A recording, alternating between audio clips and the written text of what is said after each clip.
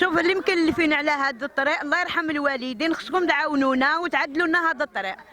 انا بعدا شخصيا يما مرضت هزوها العزارة الحومه في الكرسي باش نديوها للطبيب، ودابا الله يرحم الوالدين بغيتكم تعدلوا هذا الطريق، تعدلوها في اقرب وقت ان شاء الله. شوف هذا المشروع مزيان، حنا ما قلناش ما خصناش المشروع، ولكن خصنا الطريق ديالنا ضبقه.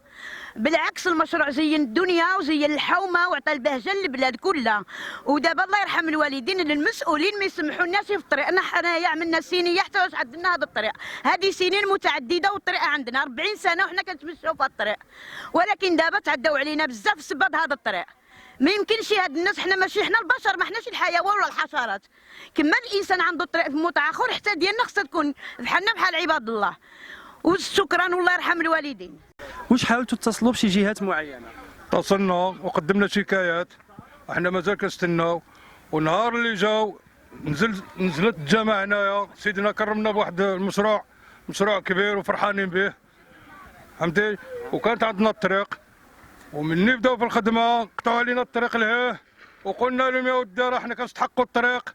قالوا لنا حنايا ما عندنا حتى شي علاقه في الطريق. المهندس اللي صبر المشروع ديرنا شكايه، جاونا الناس من الولايه، جاونا الناس من البلديه اللي متخصصين في هذا الشيء هذا، جا المهندس حاولوا كيفاش يعطيو لنا الطريق من هنايا، منعهم التصرون اللي صبر المشروع. قال لهم ما يمكنليش انا نحفر لتحت والناس تقوز عليا من الفوق، انا ما كنعطيش هذا الشيء هذا، راه خطر عليا. عطاونا العهد، قال لك اسيدي مني غادي يدوزوا السور غادي نعطيكم الطريق، وحنا مازال كنتظروا في هذا الطريق. وهذا الطريق هذه راه مصلحه للعامه، مصلحه لجميع المواطنين، السكان سيدي طلحه وسكان سيدي طلحه لهيه فهمتي. وحنايا كاين المرضى، كاين البومبيروس، كاين العافيه كتنوض، كاين المرضى في الليل، كاين الشراف، كاين الشراف. المراه ماتت هنايا طاحت بقات هنا الدم كيسيل منا، والابولونس كدور ما لقات منين يدخل. مني حنا هبطناها للسبيطار جوزت 3 ايام ولا 4 ايام جاب الله العمار، هود منا الدم ما لقاوش كيفاش يهزوها.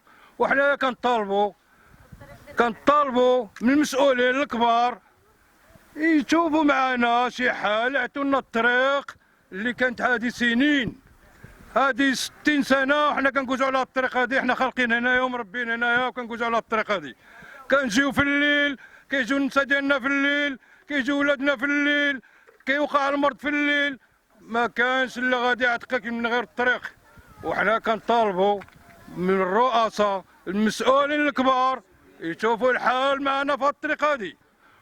واخر كلام، شوفوا من حالتنا وحالة هذه الحومه هذه، راه كاين الازبال ما كاينش اللي يهزها، والناس كتضرر بالازبال، وكيجيو صحاب النظافه باش يهزوا الازبال كيديروها في الحصير ويجروها لتحت، وراه عندهم اشقاء كبيره، ومره كيسمحوا بديك الشيء كيخليو داك الشيء هكاك. وحنا بالنسمه وراه حومه كبيره راه فيها 20,000 واحد، وحنا كنطالبوا من هذا الشيء هذا يشوفوا من الحالات هذه الطريق هذه مستعجلا. شكرا. بصفتكم ساكنه حي طلحه، شنو هو المشكل بالضبط اللي كتشتكي منه الساكنه هذه المنطقه؟ بسم الله الرحمن الرحيم.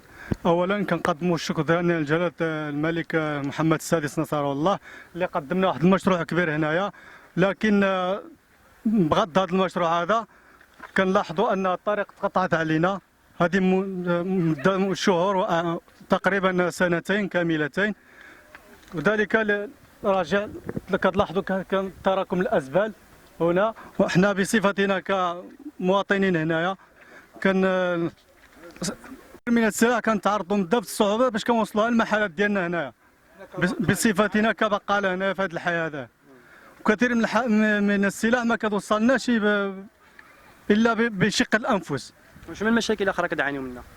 مشاكل اخرى هو تراكم الازبال والمرضى ما كيوصلوا، اضافه الى حاويه الازبال ما كايناش هنايا، ما متوفراش، والجنائز كذا كيضربوا كيجوزوها بعيده عاد كتوصل الطريق العادي.